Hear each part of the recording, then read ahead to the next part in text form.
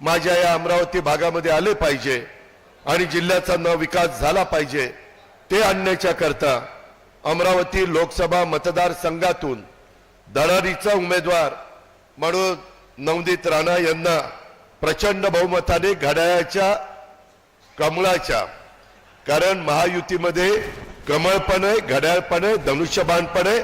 आणि काल आपल्या पंतप्रधानांनी परभणीला सभा घेतली, ते आपले महादेव जानकरांची शिट्टी देखील पोलीस वाजवतात, ती शिट्टी देखील आहे.